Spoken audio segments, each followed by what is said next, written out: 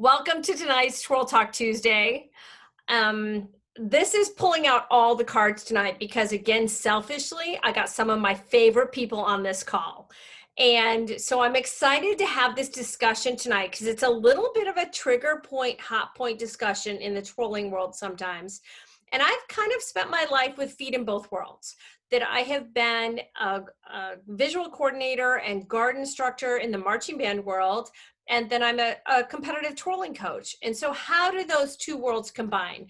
Well, tonight I got to bring a lot of my favorite people on this call that I respect and that I love. And I really wanted to ask them about some of the viewpoints and some of the different sides to twirlers in the high school marching band, which we'll talk a little bit about the differences between the college marching band position and the high school marching band position.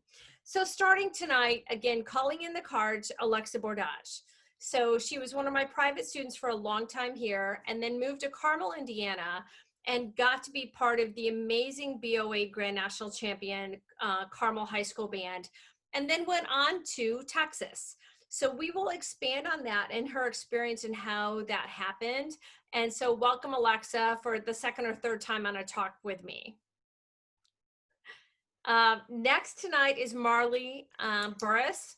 Yes. And so she was Marley Noss, came to me at Western Michigan University, was worked with me privately, and then twirled at the university, also had color guard experience. And then coincidentally, she and her husband came together and they are now with the Gull Lake High School Marching Band, and she is a visual coordinator there. So along with a long history of competitive twirling, she was able to put both feet in the color guard twirling marching band world, and from a collegiate twirler to go on to be a visual coordinator. So I want to thank Marley for joining tonight, along with her husband, Brandon, who is a director at Gull Lake Community Schools, is the marching band director and everything else possible, music coordinated wise. And Brandon was kind of fun because we got to bring him on board as they were dating from the standpoint of like, you get to help do this feature and she's going to twirl fire and you're going to play saxophone. And we just made it all work. The other person that I want to bring on board tonight is someone that I respect so much, and she's been a high school band director. She has experience with Western Michigan University and the University of Michigan, and it's Beth Jonker. So she was the head band director at Parchment, and now she's at Mattawan. And I love Beth because from the standpoint, when she decided she wanted a color guard at Parchment, she called me and said, Kyle, I want a guard, and how do we do this? And so from day one, she brought me in and helped guide her on how to do that. So I know that her voice as an educator and a culture builder is just really valuable in the band world. And the last panelist that I have to introduce is someone that I had the fortune to work with for 14 years at Western Michigan University.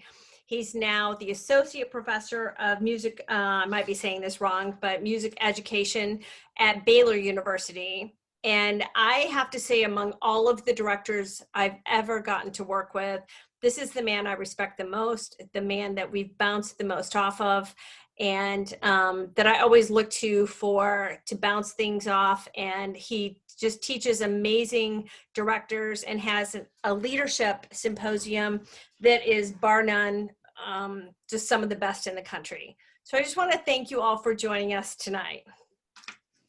So let's start right now. And if the panelists want to unmute, then you can jump in at any time in this, and then we'll open it to the gallery as we go along.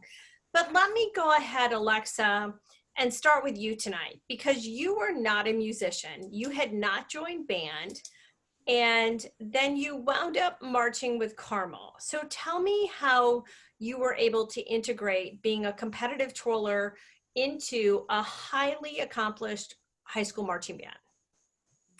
Yeah, well, I had a pretty unique situation. As you said, I grew up in Kalamazoo, Michigan, and then my family moved to Indiana and to Indianapolis when I was a freshman in high school. We were all pretty convinced that was a major downgrade going from Michigan to Indiana. And Indianapolis high school bands take their marching band very, very seriously, as does most of the Texas marching bands. And so coming in as a freshman, I was too late to join that year. When we reached out, I think it was spring of my freshman year, we kind of reached out to the band directors and inquired about the possibility of me twirling with the band. That was not something historically that they had ever worked with before. And so what they came back and said was, if you can, we'll look at you twirling with the band if you join the color guard. And us, me not kind of knowing any better, just said, sure, okay. And in hindsight, it was 100,000% the absolute best thing I could have done for myself in terms of just the learning and the experience that you get. It was, I think, coming at this from the twirling perspective, when there's a lot of band people on the call, you know, like Kyle, you mentioned that a lot of times I think there's maybe bad blood or bad past experiences between twirlers and band directors, whereas I think you can see twirlers kind of want to come in and not integrate or just do their twirling thing and then leave. And by having me join the color guard, I learned so much more. I got a much more immersive experience, and the staff at Carmel was just absolutely world-class in terms of the people that I got to learn with. So by being fully integrated into the guard, and then they used me the same way they would use a featured saxophone soloist. I was featured as a twirler in various movements throughout our competitive shows. And I learned so much more that way than if I had come about it where I was just gonna, you know, come in and twirl my batons and leave again. So 10,000 foot view, I integrated by, you know, both them coming in with the open mind of wanting to work with a twirler, and me coming in with the open mind of saying, yeah, I'm all in. And we kind of were able to meet in the middle and make some magic happen. I think that's just a magical scenario, because I think that part of the thing that we'll talk about tonight is the difference between a competitive program versus a show type program versus a collegiate position.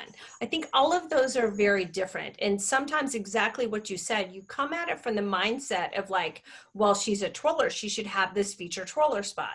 So I think to be able to explore some of that is really a healthy conversation to have. So Marley, you come from a little bit of a different situation in that you were a band kid. You came from a school that had a twirling line. So tell me about how your high school experience integrated twirlers within the marching band setting. So there's a lot of requirements at my high school to be a twirler to begin with. And we started off with, you have to be an instrumentalist. And that way you understand the family aspect of band and how much work that the instrumentalists put in just to be able to be a part of this huge family. So I think going into college, definitely my appreciation for instrumentalists and how much work that they have to put into their instrument is just as valuable as the time that we put into twirling and into color guard. And that way we have so much more respect for that, and especially understanding the leadership portion of it too. But not only that, we don't allow twirlers until they are sophomores in high school, from my high school. And we had to spin in guard, or you had to play your instrument so that you understood how to read the field, how to navigate, how to just understand how to do marching band so that you aren't coming in. Unfortunately, I see this a lot. From new twirlers that are from high school and they didn't start until, you know, mid-age, and a lot of twirlers that don't have any band experience. They come in super excited and super passionate, but they don't understand that they are a part of something. They are not just a feature entirely, and that you are there to add to the band and to give back, not to just be there as the star of the show. So I think that was really helpful for me coming into college, because I definitely had an appreciation and love for color guard, and it made me feel like a family, because I knew how to interact with the other people and with all of the instrumentalists, and have a greater respect in general for everyone around me. But it was really great coming from all of, I mean, I've dabbled into everything now at this point, being a competitive color guard instructor. I also did winter guard growing up. I didn't get to do a lot of it in high school. I did it mostly in elementary and middle school. But now coming back into it as a color guard instructor, all of my twirling, all of my instrumental time has definitely all added in together. I can read the music. I can understand when hits are supposed to happen with a flag, when the twirling can actually be integrated. I've definitely had a few beginner twirlers, and we've worked it into shows in the past. We did last year, 2 years ago, with a circus act, and they juggled, and it worked really great. And she worked really hard for it. And then I had two come in this year, having to take private lessons. And we both agreed that they were not ready skill-wise to be able to be integrated. And I would say at my own high school that their audition process would not have allowed them anyways. They even had to march in step just to be able to get halfway through the portion of auditioning at my own high school, and that's a show band. We never competed. So I think definitely as competitive instructors, I definitely value the skill level much more than I would even as my show band. Right. And I think that, I say this in methods class, because for years I've done a segment in the methods class for future band directors. And so it's just being able to say to them, and then you say to parents, we have trumpet players that have studied for your solo too, and they don't get parked on the sideline to play a solo the whole time. You do it where it's appropriate in the show. And that's more for the competitive type show. And we know that there are other shows where a twirler is appropriate. So Brandon, as a director, and so if you did not have a Marley, can you tell me what you would do with a twirler to be able to judge skill level and where to use them? I think as a director of anything, it's when you don't know something, you bring people in who know more than you. As a saxophonist, I bring in brass instructors, I bring in guard instructors, percussion instructors. You have to have a good team around you that has a vast knowledge. So if I didn't have a Marley, I'd have to find someone who could be my Marley. Not in life as an instructor. Can't replace you. Because again, if I didn't have Marley in my life, I would have never gone. I've been to AYLP for a couple of years and been there all week. So I've seen the different levels, and I've toted the bags around, and all the people on here know what I'm talking about. I've done all that and been exposed to this. So if I didn't have that experience, you have to go, it's our job as directors to go find that, to provide the best, education for our students. If I can't give it to it, I have to provide that somehow. So give me your discussion to a parent. So you can default to Marley now, but a parent that comes in to tell you how talented their daughter is or son, how do you lead that discussion to guide them in the way that's most appropriate for your program? Yeah, I think I would approach it the way I'd approach any instrumentalist that thinks they have a hotshot instrumentalist coming in. I have the best freshman trumpet player in the world. That's great. Let him audition. You know what I mean? Bring an audition tape in. I want to see him play. Kind of what Alexa said, though, with our program, it's, hey, join the guard, be a part of the family, learn. And then we've had moments in our shows, hey, this is a great spot for a twirler, and you can do this. And we've made it work. And even like this, well, we'll see what happens this year. But we might not have a spot that works for, a twirler solo or a trumpet solo this year, but I'm allowing one of those twirlers to audition and be in pregame. So we're going to write a spot in pregame for to give them that field experience, even though it doesn't work in the competitive show. So there's lots of ways you can integrate a twirler in, but again, you just have to see it. I don't think it's really, all directors should kind of be on that board of, if you don't understand, you have to watch. You have to go that's see really encouraging for us to share with other directors. So Beth, I look to you as the culture family, how you nurture a band family. So Mattawan and Parchment have not had twirlers, but you've been around the Michigan twirlers. You were part of Western when they were core style and would not have put a twirler in there. So tell me your thoughts. Now someone's going to come to you, and how do I speak to you as a director that doesn't have experience with that, from the importance of the band culture and history? How do you integrate auxiliary, whether it's guard, twirler, whatever, someone who wants to join the band? Thank you. I feel really receptive to anyone who is interested and has that passion for their activity. it makes me want to seek out some kind of an opportunity similar to what Brandon shared. It may not always be in a front spot or a sideline soloistic manner, but I have in past experiences just, followed around a winter guard or been at enough pageantry arts events to see a lot of use of twirlers integrated as part of a palette. And I think that as a director, from an artistic standpoint, I could be really receptive to either incorporating them in an existing show, or if there was a time to manage, if there was a way to manage the time and kind of creatively in the process for a product, if I had the knowledge of someone who was really invested, and also if their instructor was willing to give me advice, I would rely very heavily on that. What's their range of vocabulary on their piece of equipment? What would be a great way for them to grow, but not necessarily have to do super life-defying physical aspects, but maybe, in referencing what Brandon and Marley shared, understanding the new experience of being part of an ensemble. When I've been to a twirling event or even a winter guard type event, the performers rarely get to perform within a live musical setting. It's almost always to a pre-recorded opportunity. And although that can maybe produce some more, consistent results as far as pulse or just duration of things, I think there's just nothing like in the audience seeing them do it as a director, watching that unfold, or over even just literally the step-by-step of seeing them become embedded in the ensemble and the band family.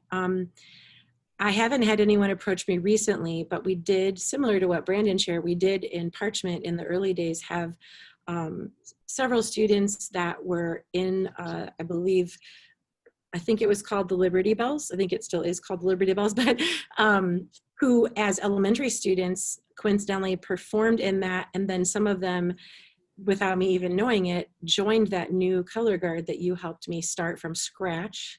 I think when we started that color guard, and those of you involved with guard can kind of smile at this, we found 3 poles in a janitor's closet that were only 5 foot, not 5.5 foot.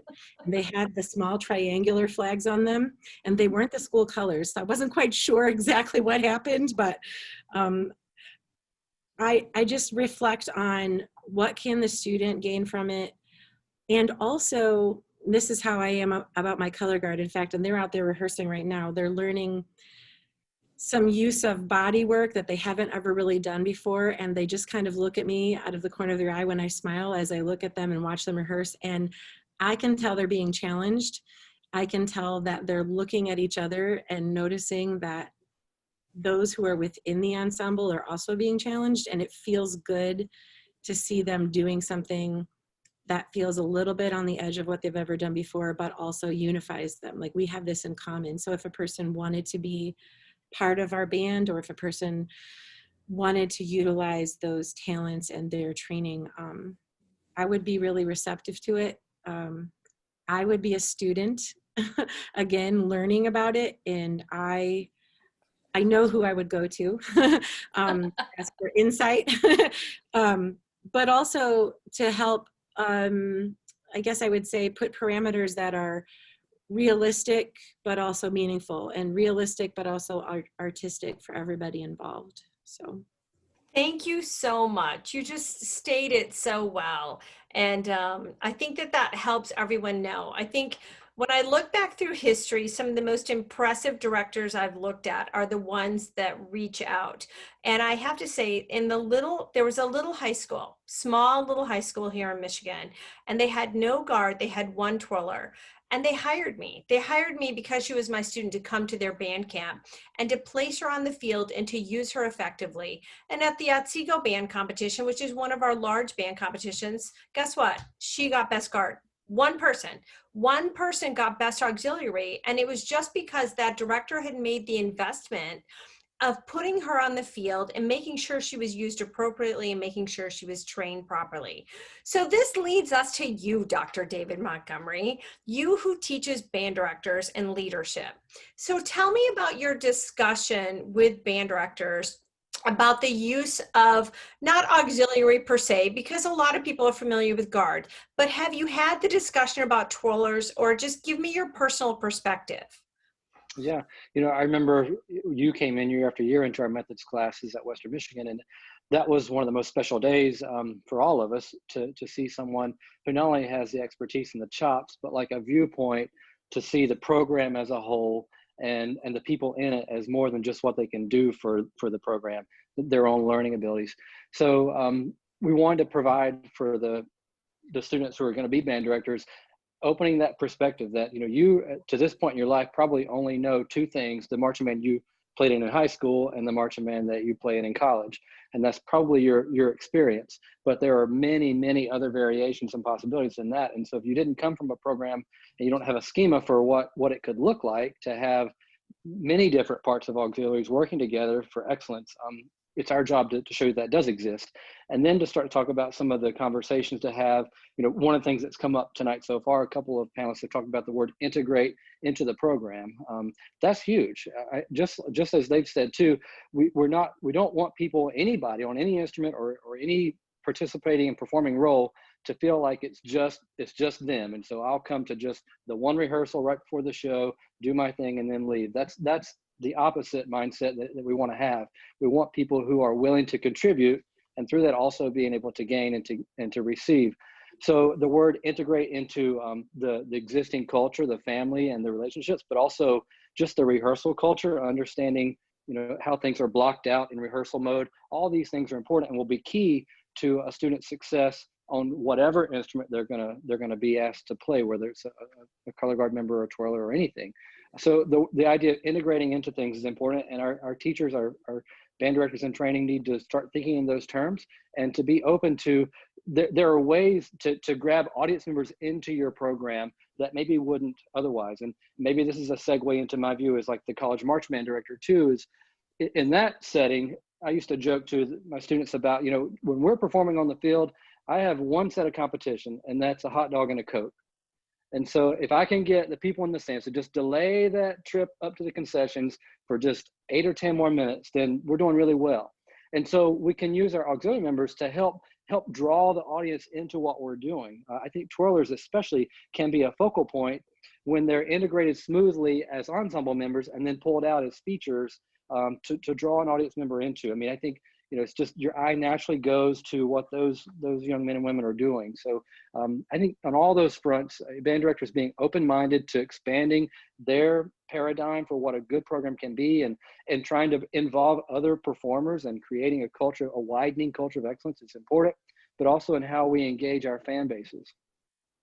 I think that's really the basis of what we're talking about, is the difference between those and how to make people understand that come from the background of like, I'm a twirler. Why can't I twirl with my high school band? Well, there might be a few reasons why you can't, and they might be justified and they may not be justified. And I think just giving people the understanding of like how we make this work together, because band is such a special animal. It's such its own thing. So by the time you understand how it works, so that segues directly, Alexa, you came from two very different experiences, from being in the competitive scene and how you worked within a national champion program, to then being basically a show twirler and the only twirler on the field at Texas. So could you please speak to the difference in expectation from how you performed as a twirler / guard member, and then when you went to Texas as a feature?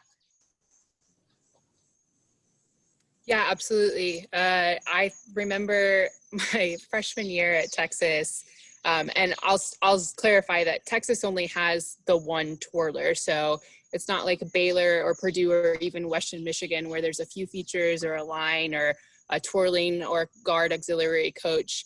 It's just the one twirler. And so there's not a twirling coach or anything. And I remember I was at band camp as a freshman and at section leader camp ahead of time. And they basically were like, here's the drill, go wherever you want, don't get hit, don't hit anybody. And that was pretty much the extent of my instruction. They brought in somebody to kind of review what I had put together for our very first game day. So game day rehearsal, we're getting ready to go do, like, I'm performing for the first time in front of 100,000 people, and they bring someone in to make sure I'm doing the right thing. And my feedback that I got before game day was, you know, when you do your hook 'em horns, make sure your pinky is straight or they will think you don't care. So very, very steep learning curve there. I remember one of the biggest differences for me was being a member of the Guard at Carmel.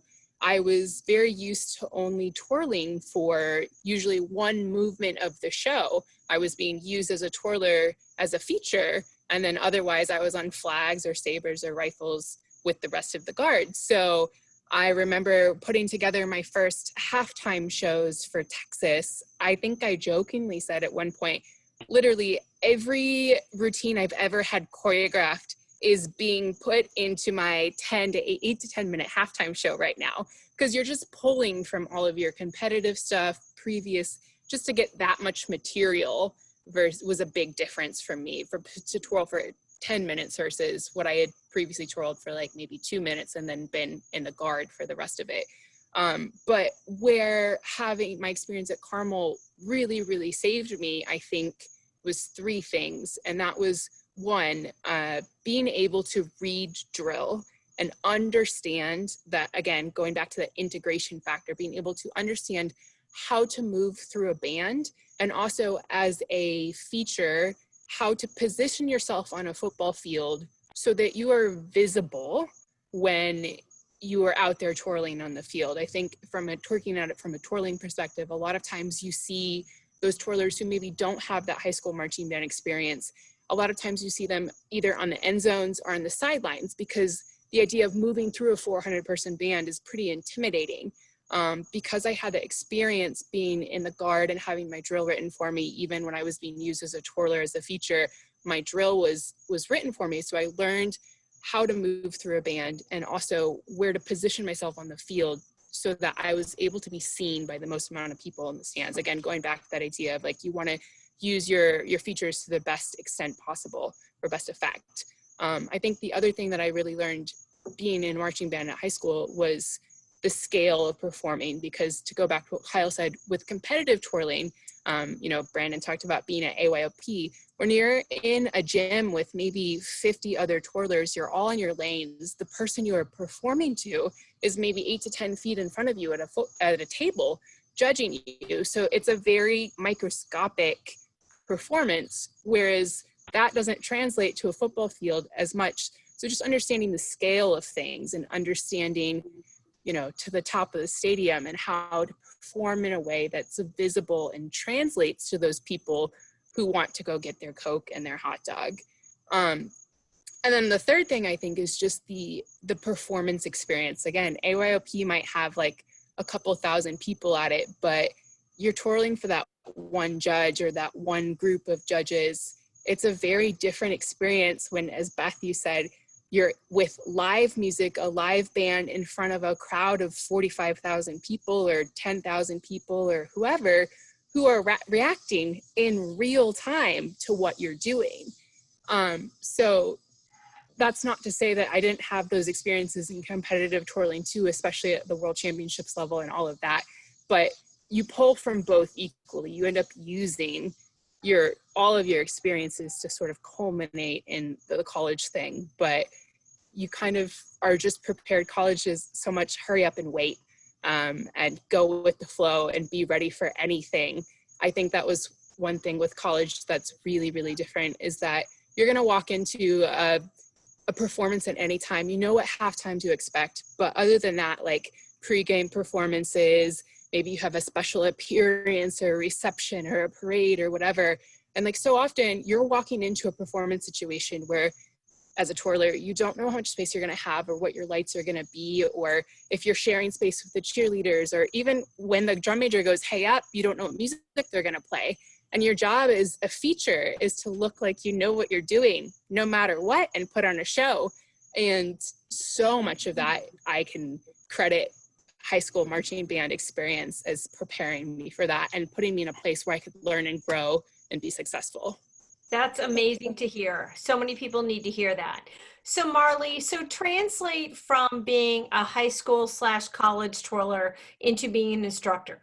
So what are some of those valuable things now you can carry on to your high school twirlers that are trying to get their feet in what to do? Definitely, I think, you know, my mom has done a really great job of establishing a program of twirlers at my high school that had so many variables, and we had a huge group, and it was so hard to be able to become a twirler. And so the work that you had to put into it was so much more valuable.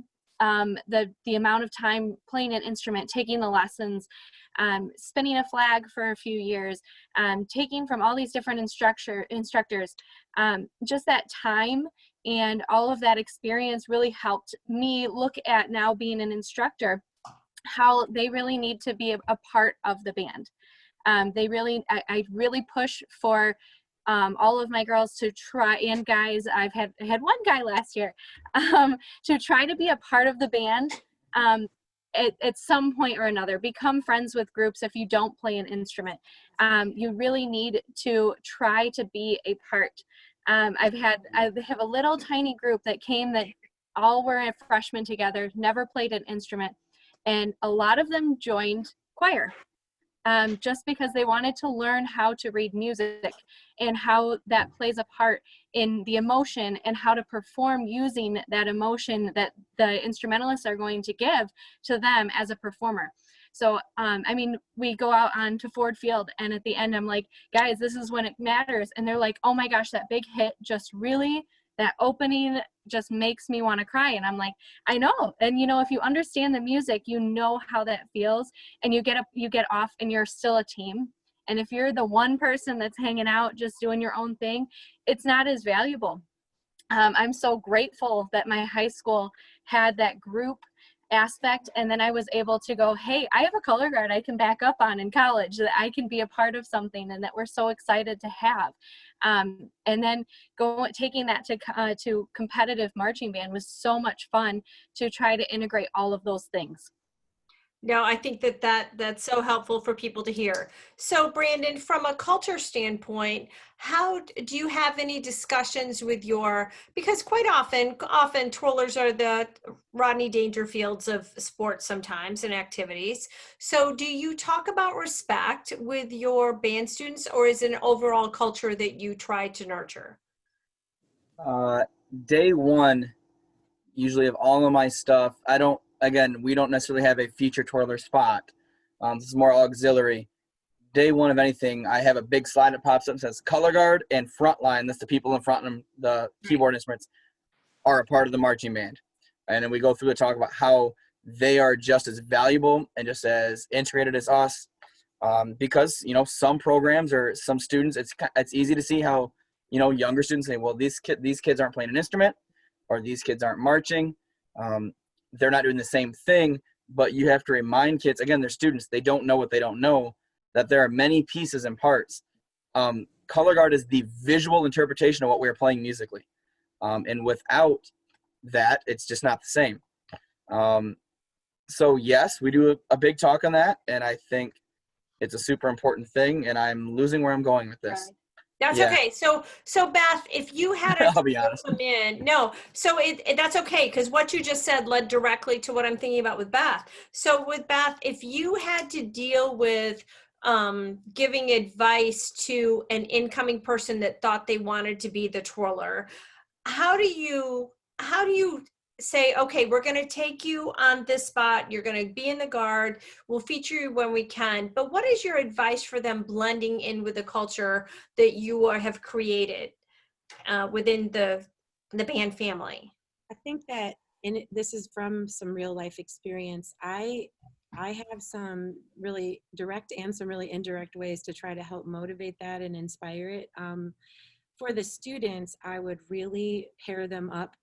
In our color guard, we have guard sisters, or in our band program, we have always seemed to have a ebb and flow of older section leaders with younger ones, and sometimes the younger section leaders have a lot of knowledge base, but may not yet have literally a voice within an ensemble setting. And so I would work to pair them up with someone who, referring back to what Marley and Brandon even alluded to, like having feet, being able to move within the band safely, but also being able to sometimes be integrated in the drill as a marcher.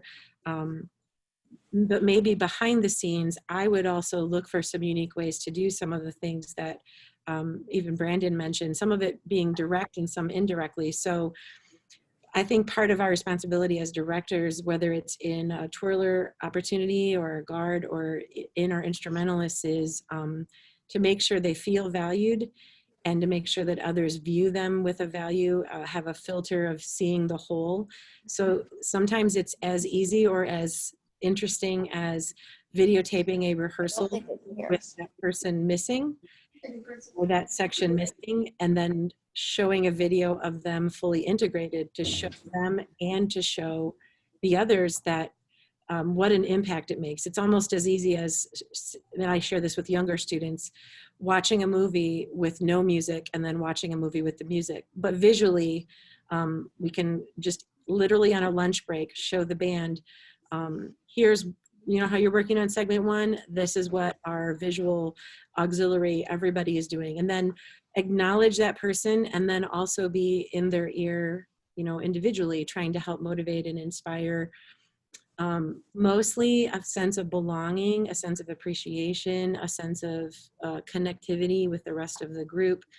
And also, I think maybe deliberately saying, if we didn't have all of this, it wouldn't be the same. If we didn't have you, it wouldn't be the same. And you might be that only person playing the gong, or you might be that only person as our twirler, but you're part of this whole thing. And I sometimes really get in there with it and shed a few tears alongside them. But I think that connectivity early on really generates a lot of mutual trust, really generates a lot of work ethic, and can bring about a real sense of belonging to the whole, a real sense of belonging to the ensemble, feeling like they're part of an overall palette, if you will, of performers. So. Oh my gosh, that dovetails so perfectly with my next thought, in that one of my pet peeves, and most everyone on this call knows that one of my pet peeves is that I don't want to wonder where to look.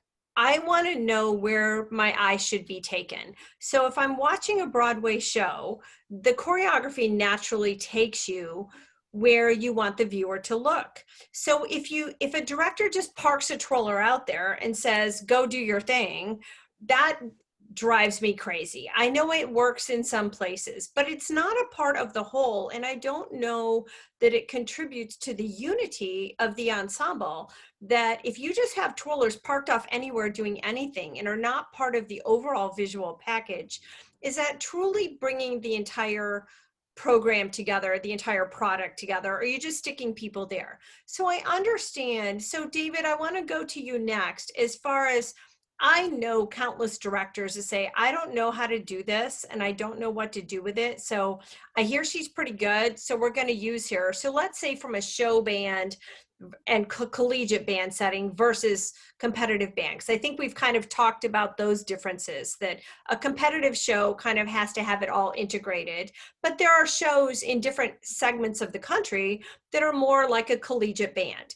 So what would you tell those directors and how to utilize that person and make sure the product is still really high quality? Yeah, you know, I think directors should be striving for the most creative, integrated design that they can, whether that's a very competitive situation or an entertainment base. We want to present something from start to finish that has that sort of beginning, middle, end curve, and within that we see various features and various blended moments. And so there's definitely opportunities for the drill designer, whoever that is, whether it's director or not, to create space and opportunities for the auxiliary members to be featured. We went through a learning curve at Western Michigan, and we sort of began, I was chuckling with Alexa about just sort of, here's the drill, figure out a place to go, a gap. And for a while we operated that way too. And it was Kyle figuring that out on the drill. And eventually we were able to work with the drill designer and sort of strategically have him plot where we want them to be, but be conceiving the design with them in mind, not sort of as an afterthought. So it's a process and a learning curve, but I think that's what good teachers and good designers are aiming for, is to create a relaxed environment for the audience members to enjoy and to take them through the story, whatever it is that you're presenting. So we're going to open up the gallery here in just a couple minutes to anyone that has questions. I know one of the biggest questions is, and Beth or Brandon, I'm going to present this to you. So the biggest thing that I see on posts, and Marley's seen it, Alexa's seen it, like, my band doesn't have twirlers. I don't know how to get twirlers. All right, well, tell us how to get twirlers. Brandon, again, I want you to pretend there's not a Marley. So this parent doesn't know that Marley's your wife, doesn't know, and says, our band doesn't have twirlers. How do we get twirlers? What's your answer for that? I think there's probably not a good answer, but the easiest one is to communicate. You just have to reach out. If I didn't have a Marley and if I didn't have a twirler and I have somebody in the community that does competitive twirling, I don't know if they don't reach out. And as I think Beth said it beautifully when she said a palette, an artistic palette. And if as a director, we're looking at adding one more aspect or layer to our show, when we're designing our shows, we're looking at where our strong players at, who do we want to feature? And if we know we have an artistic palette of a twirler, we can start adding that in. But if we don't know, we don't know. So the first step is to, as a parent or the student, to reach out. And again, not every director has the same experience that myself or Beth or Dr. Montgomery has. You might need to bring, here's what I can do. Here's a video of what I can do. Here's some of the tricks I can do. Here's the artistic, palette of equipment I can bring to your program. Bring a resume. I mean, you're going for a job kind of at that point. And it might be from the director, hey, I don't know if I can fit you in a competitive twirling spot. I know for my program, we start designing our show in December for that, next August. And it might just be too late to add something in. But if you communicate and say, this is what I can bring to your program artistically, and if they offer you a color guard spot, get in that color guard spot, because then you're just a shoo-in for all these other things, and you get to learn how to read the field, like Alexa said, and how to get around that.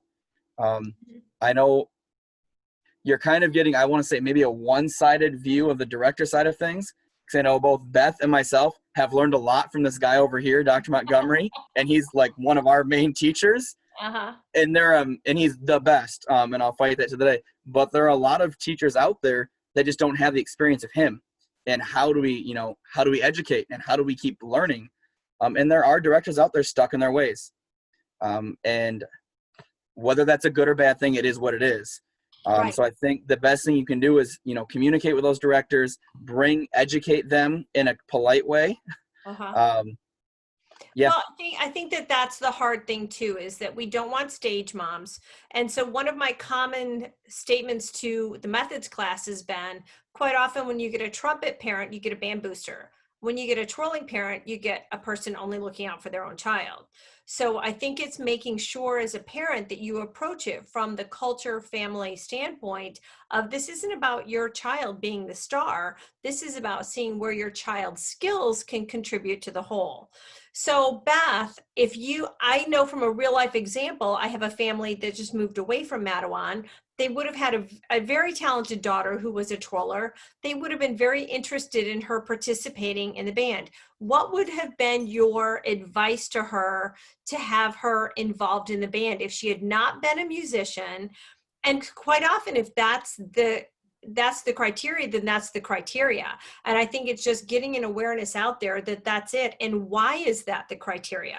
Marley spoke to it from a familiarity of, tempo and timing and time signature and what's an 8 to 5 and things like that. So Beth, if you had that parent come to you tomorrow and say, my daughter's really talented, I want her to be part of the band, give me your best advice.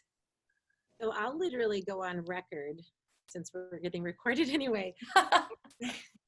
This is truly me, just open heart. I want to advocate for kids to be able to do the arts in whatever capacity I can.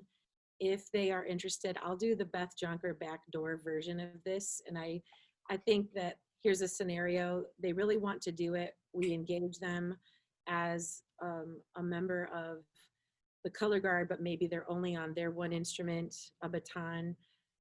Depending on what the timing is on creating the product, maybe it can be integrated from the beginning of the choreography writing, or maybe we can discuss some opportunity to add to what's already done by their private instructor. And then in there somewhere is Beth Jonker saying, would you consider being a member of the low reed section? So here's an opportunity to become an instrumentalist on the side while you're in the program from the beginning of the summer or school year. And the reason I happen to say that is, for example, that instrument this late in their academic career would typically be a school-owned instrument. They might not have to suddenly purchase a $3,000 instrument. It also, not to say that it's easy, but just I can think of ways to help guide them on learning some musical concepts and alongside their integration into, say, the marching performing ensemble, get a little bit of understanding of what is happening musically. I also think, again, I go back to this idea of pairing them up. Almost all of my color guard members, well, all of them are instrumentalists. So they could even just pair up and share, here's what the score looks like. Here's the musical line that we happen to be representing or enhancing, or this is our part of the story, but it's the visual version. And then through conversation with the parent, try to find ways to navigate use of time, how the scheduling might work. I've been really fortunate. We just welcomed in a brand new band member into 9th grade as a percussionist, and he's getting a lot of great fundamental training in our front ensemble section. I think he probably will move to other portions of the percussion section over time, but we typically don't let a 9th grader in the section, and this was an opportunity for him to start in a different place with his learning, but also have an instructor in front of him routinely and also have some feeling of belonging to that group of 8 students and then to the bigger student. I just took his temperature tonight and asked him, how is it going? How are you feeling? Do you know 5 more names this week? Or, you know, whatever I could think of that was maybe a little corny, but also building a connection. And so I think that that's what I would recommend. So if that person didn't really leave town yet, please actually let me know.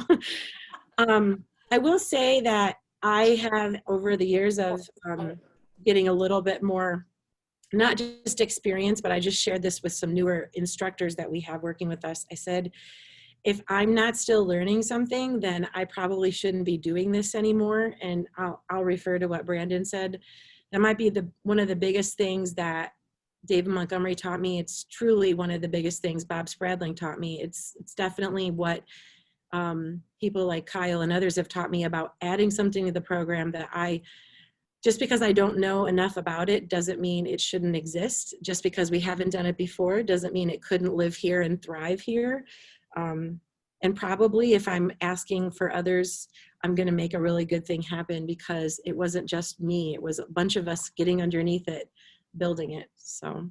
No, great philosophy. So David, tell us about the impact from a financial structure. You have a twirler come in, you don't know if she's talented. Who are you going to? How are you deciding finances? What are those considerations for a director? Yeah, first, if I could just sort of piggyback and echo what my 2 colleagues said about what it's like for the director, what they're thinking. You know, you have to lead us by the hand. When you're the expert in that area, even as a teenager, if you're the expert in the twirler, you have to show us and demonstrate, you know, what the skills that you have are and what they could add as a value to the brand. But what I'm looking for as a director is I'm trying to gauge, you know, where is your heart in this? Are you trying to be a part of the band, or are you just looking for a space to go twirl and get recognition? And so if you can communicate that all teachers want their students to be curious, including music teachers. And so if you can express in that interview, even though it may not be called that, when you're talking to that director, that you really are desire to be pushed, to have rigor, to contribute, all those things, then I think a reasonable, fair-minded person wants that, and you can certainly make the case, and they can figure out what it looks like in the show. But I wanted to sort of echo what they said and give my own stance on it too.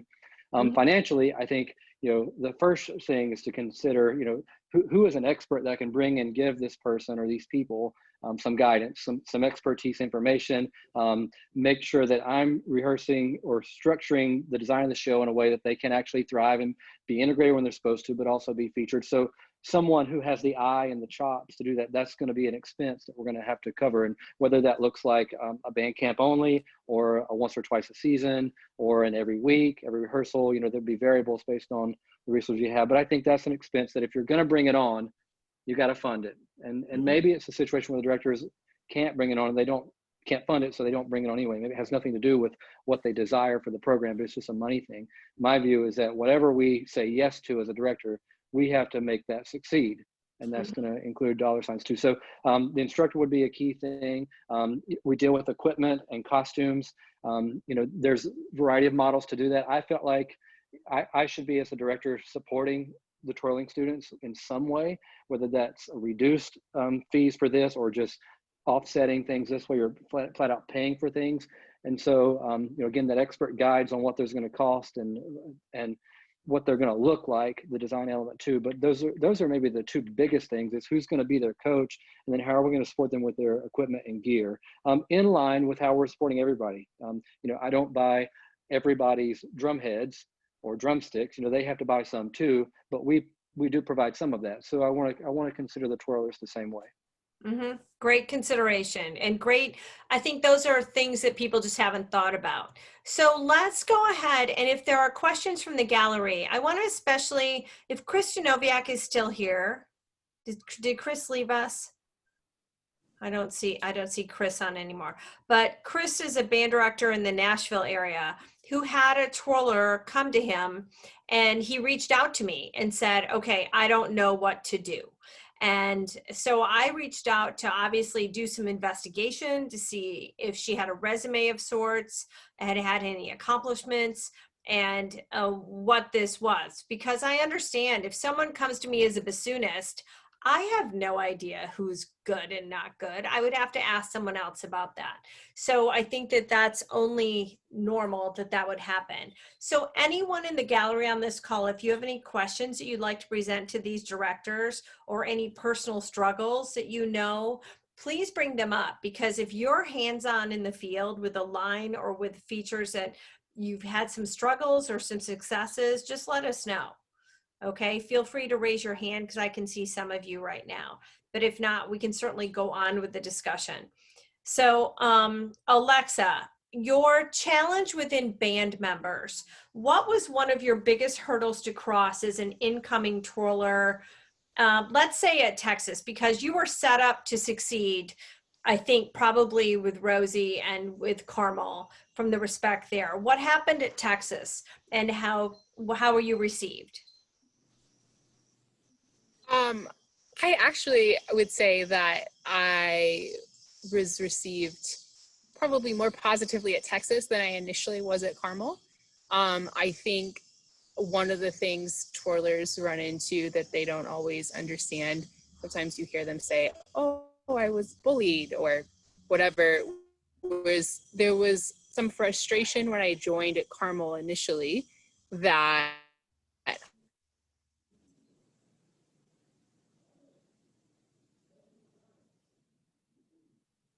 it's happening. Is that just us? Yep, Alexa froze up a second here. Okay, if she's still frozen, we'll get back to Alexa. Alexa, you're frozen for the second. So Marley, it's Mandy, do you have a question? I do. Yes, I do. Sorry, I was on mute. I We'll have really appreciated. Okay.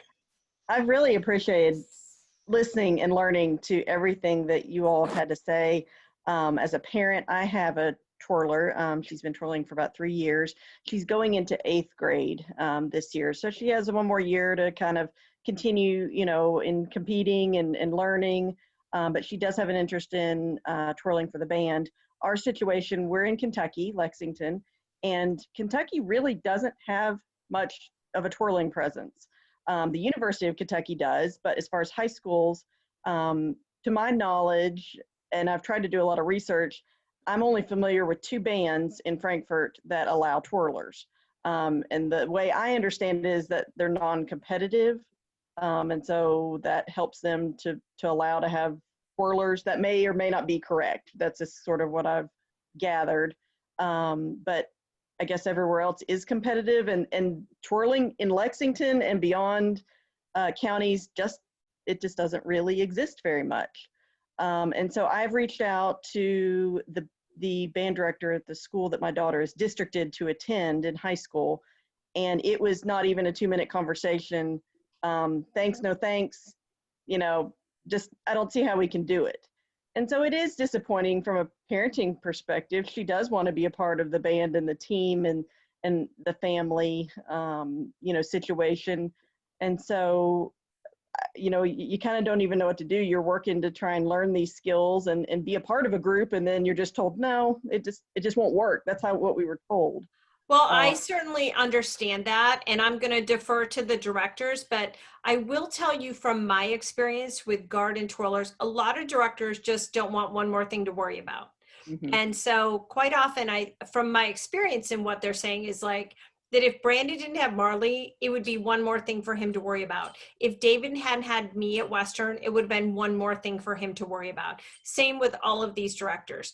But also from a really good standpoint, Marley can speak to this right now, because we were the girls that were like the twirler girls that taught guard. And now guess what? Everyone in guard wants to learn fishtails and back neck spins and one spins and monster rolls and all of that. So that is on a twirler side right now.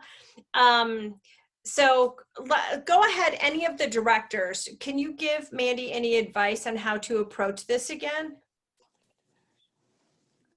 I'm already unmuted. I thought you were talking to Marley, so Go I'll ahead. start and let them jump on after.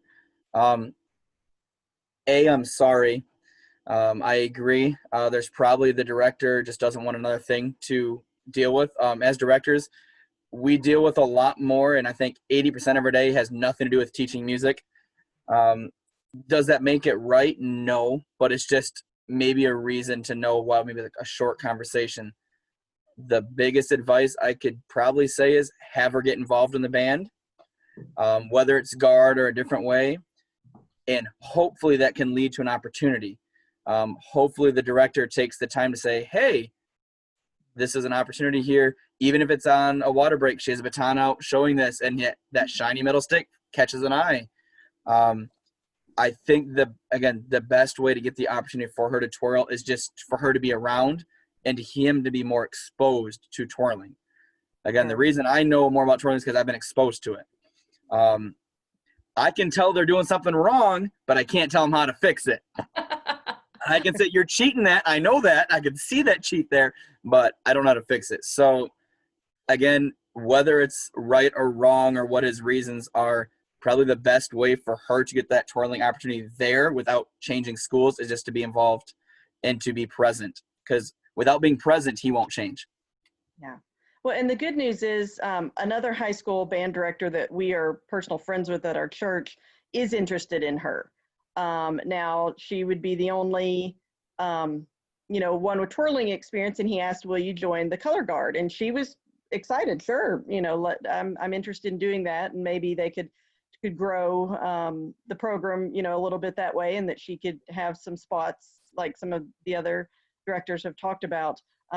Just on a personal side, my daughter is a twin. And so the twin sister wants to go to the district at high school because she dances, and that's the dance team. And then I'd have twins going to 2 separate schools. But I said, that's, you got to go where you are welcome, I feel like, and encouraged.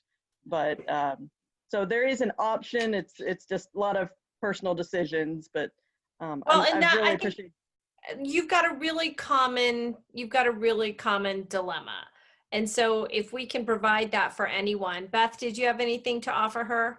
Well, before I share an idea I had, I just want to commend you as a parent. I'm being a parent myself, and all 3 of my kids have been in performing arts on various levels, that just knowing that you would support them to go to 2 high schools. I know what that means for you. I know that means you're trying to find a spot in the bleachers in all those locations as well. Yeah. Busy Friday nights. That's amazing. I know how that is, and when they're not twins, when they're just similar in age.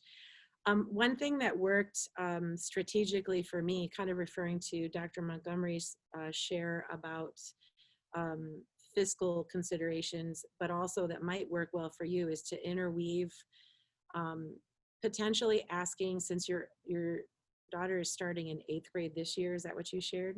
Yes. So potentially asking this early, and also, is there a possibility that you could work with your instructor to be in on what the show design music is early enough that you could take some of the private instruction time and have them write the choreography as part of what you would normally pay them for private lessons or part of the instructional fees. So fiscally, it's coming from the same budget that you would pay for the baton work potentially.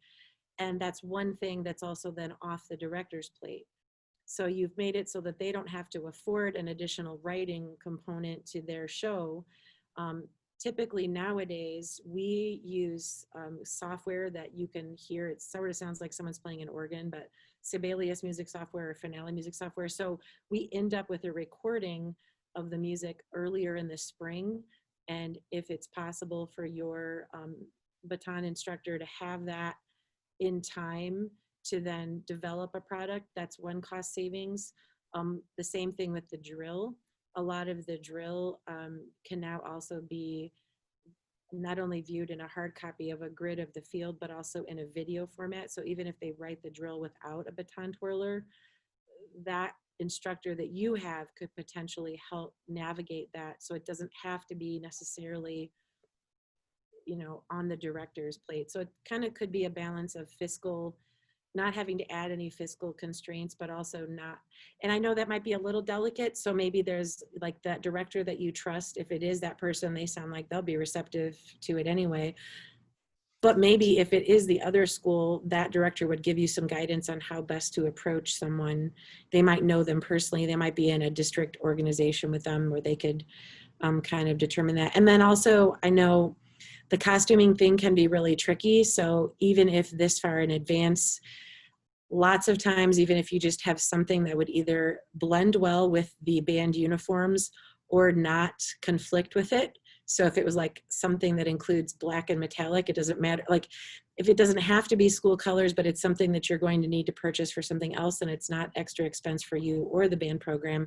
And best of all, you can be sure to have an accurate fit for your student, because I think sometimes uniforms, and guard instructors know this, sometimes uniforms, even if it says that person is a size medium, that doesn't mean it has the same fit and the torso size and everything. So that's related to, like, obviously your student feeling comfortable, but also and confident, but also some financial juggling. So maybe some of that balancing of all of that could work. And ultimately, her being excited about the guard experience, I think, will be the major thing that just opens that first door. I can't share enough how that would make me want to like perk up and go, that's awesome. Because ultimately that enthusiasm and that curiousness that Dr. Montgomery talked about, we love that. And that takes our students through the work and beyond it into like really internalizing it and really owning it. And that can then come back again and transfer to their solo work as a baton performer or in any capacity. Like that's just, we see that cycle. Brandon and myself and others, we get to have kids for 7 years. So we see this evolution. I was just noticing it again today in a summer random rehearsal. So. Well, and I think that there's some insider tips here that we can get on this call that maybe some people wouldn't get. That quite often, if you have a band, a school that has a competitive program, your first opening is probably going to be asking about parades and pregame. So if you can get a twirler involved in parade and pregame, I know at Western, that's what we first did, because when I first went there 100 years ago, they had not had a twirler because they were a core style band. And they had not had a twirler. And the first way I got a twirler in there was through parade and pregame, and she was on guard. And then it evolved into the positions that it is. The other thing is exactly right, Beth, as far as costuming. Taste is first and foremost. You've got to have great taste. Secondly, when you go to get these costumes done of any quality, you've got to have your order in by March or April. So those decisions have got to be made early. The other thing that drives me crazy is when the entire audience is only worried about them being cold. That negates their performance when they're out there half naked and they're like, oh, aren't they cold?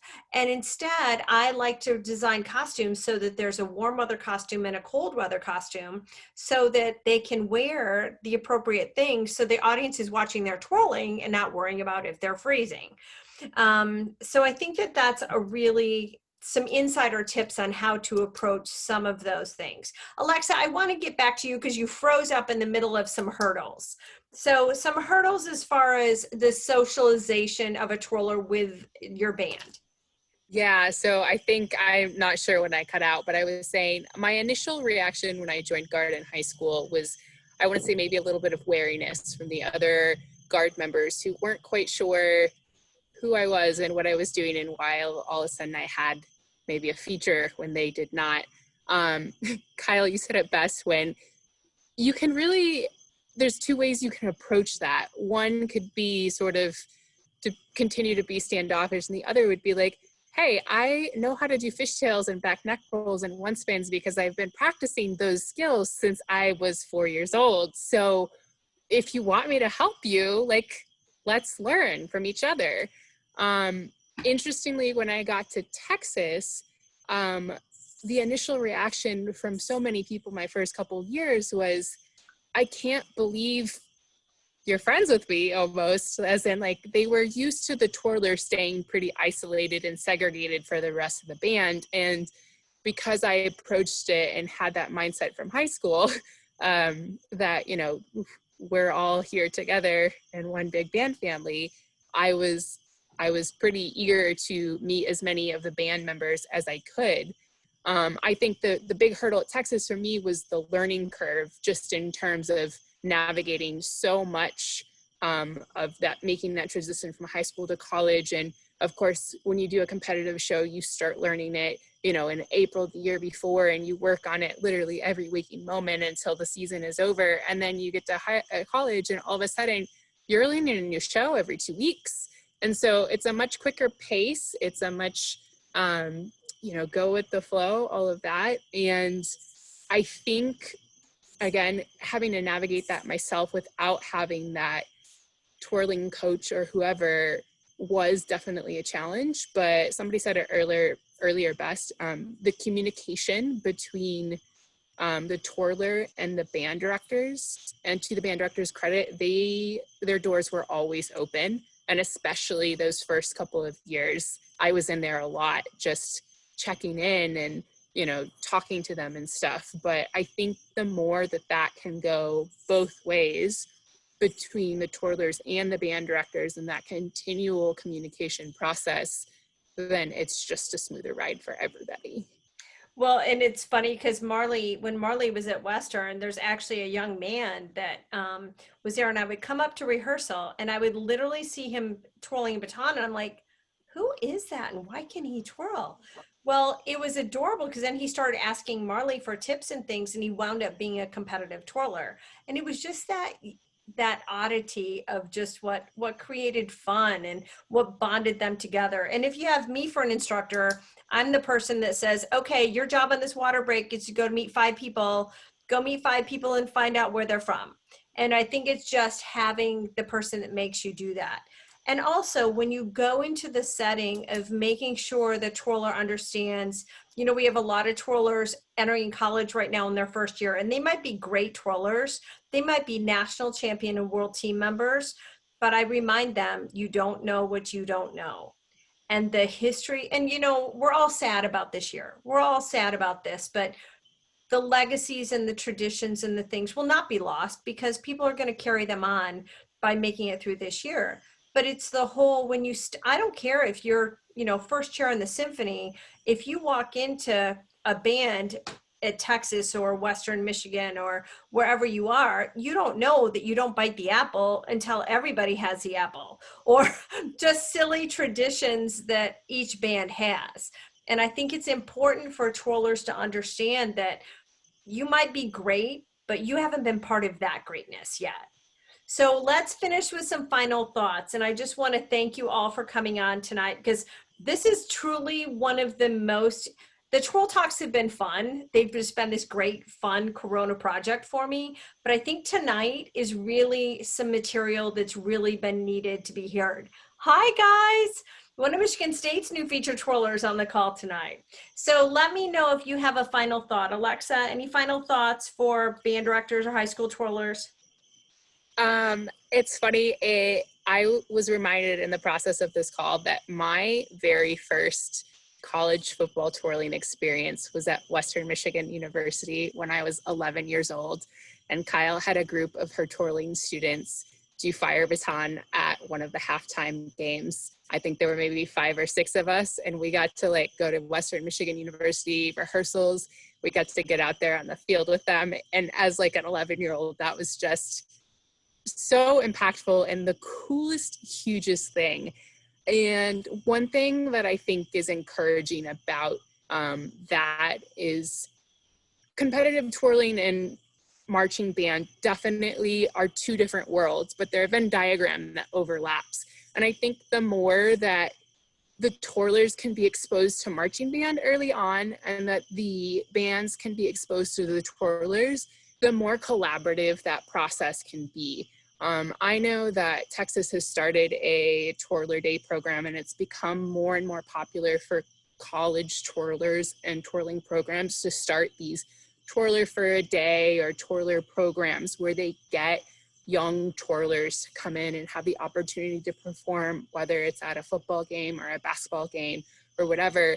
And I think that exposure at an early age of young twirlers, that there's this whole other world of magic out there beyond competitive twirling, that's going to just prime them for a position where then when they are at high school age and at college age, they come in with an open mind to be able to join this whole new world and create magic. But again, I think it comes back to the open-mindedness. I know any success I had both at high school and college was because I had great color guard instructors, great band directors who were willing to take a chance on me, and I took a chance on them by joining the guard. And it just worked out really well for everybody. That's wonderful advice.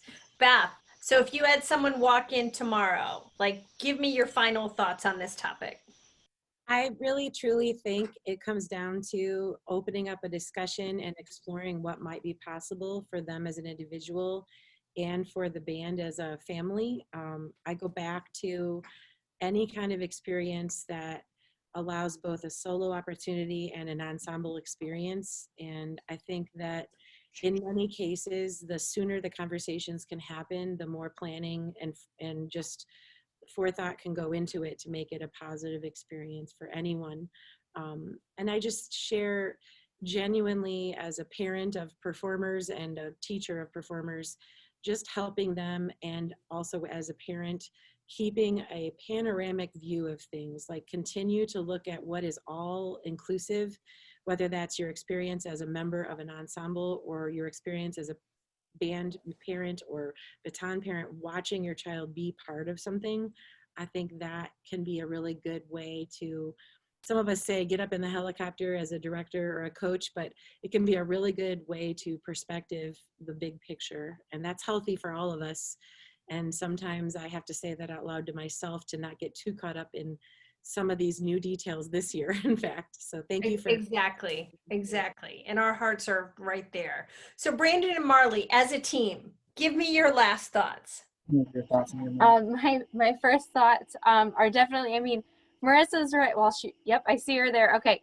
And then all these parents that have twirlers, get involved, build the relationships. As an educator, the relationships are the most important thing. So I'm kind of piggybacking off of him. Really reach out, make friends with the color guard instructor. That's way more important than like anything at first, for that first initial relationship, because you can say, hey, what do your uniforms look like? What could I do to help represent the high school and look apart? So just be involved, reach out, build relationships, and continue to just make sure that you are a leader and a part of the band. Thank you. And I'm just echo that again, communicate and educate, because again, as teachers, we want to keep learning. I think Kyle had said this at one point in my life, and these aren't your mama's majorettes. And to be fair, that is what most directors think of twirlers when they hear that. Hey, I want to bring a twirler, and that's what we think, because that's what we see. And trust me, I know that it's not what it is right now. And so if you educate and maybe bring it on their level, as a band guy, when I talk to my football coach about what we're doing, I bring every analogy as a football analogy for him. Make your twirling stuff about band. I believe it's Boston Crusaders color guard director is a former twirler. Yeah, right. So if you're like, hey, twirling has a lot of good things to offer the band world, here's a DCI group that it's done this stuff. Most directors of marching band go, hey, you mentioned DCI? And it's like the holy grail for what we look at. So again, communicate and just also educate, but know the audience you're talking to and what they're going to be. That's really good. Know your audience. All right, Dr. Montgomery, give us your final thoughts. Thank you. And this has been such a treat. I want to thank Kyle for putting this together and all of your kind words, introducing us, and to be a little more integrated into your world as twirlers and twirling parents helps us grow and learn and be more effective in what we do. Two comments, or sort of two ways to think about it. One is to understand, if you're a parent or a twirler trying to get that performance opportunity, band directors are not taught in school how to integrate twirlers. I mean, we did that in Western in one class, and we tried to open the door and plant a seed, but they're not taught in the formula for how to make that work successfully. They either have been in a program as a student themselves in high school or college where they've seen it work, and probably even then they've just kind of been marching a spot and it just kind of happened, and it was happening along with them. So they don't have a real good idea about how to make it work. So you educating them, communicating with them, and not taking that first no, it's not going to work as a final answer. I think people of goodwill, reasonable people, can be convinced of. I mean, teachers want to treat kids well, I think, and so there's a way to get past that. We don't do that here, and I don't know how to do that here. If you can start to break that down, I think you're going to find success. And the entry point that has come up a lot tonight that I think is really key is try to be part of the guard first. Use that as your doorway into the program, into the culture of the band, into those performance opportunities. And then maybe there are opportunities in the pregame, in the parade block, in a post-game show, if you do that in your program, to have just a moment to twirl and see how that adds, and let that be a building block. So that would be my first comment, is how band directors are trained and how to reach band directors. The second one would be, if you're a band director, I think just try and stay open-minded. Try to look for how your program can grow, and you don't have to be the one to spin every plate. There are great people in this community who want to help, who, even if they can just talk or bounce an idea off, maybe they don't have to be there physically on site, but to try and create more space, even competitively. I mean, we have somebody here who marched with one of the premier high school programs, Alexa, in the country. And so if they can do it, you can do it too. So I think just continuing to learn and grow as a teacher is an important thing as a director, if there are any directors watching tonight. But I'm grateful to be a part of this, and I hope that it's been helpful. And I've certainly learned listening to everybody too. Well, I thank you so much for everyone tonight. And my heart is absolutely just overjoyed. And I truly think that the sharing of this information is so important to the twirling world and the band director world, because there's opportunities in both places for some great things to happen. And I think people just need the information. And especially if we're learning nothing through quarantine, we're learning what's available through all of us that are teaching internationally, and those of us that are doing Zoom things. Yes, go ahead, Beth.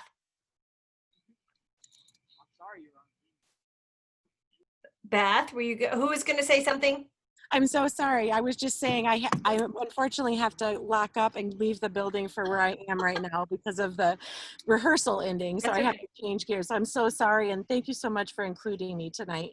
Oh, thank you for your input. It's always so well received. So this will be posted on my YouTube channel and on some social media sites, and please share it. because I think that there's so much valuable information. And again, my heart is just so happy having seen all of you tonight and being able to share the information. Have a great week. Good luck. Keep your chin up. And I look forward to talking to you soon.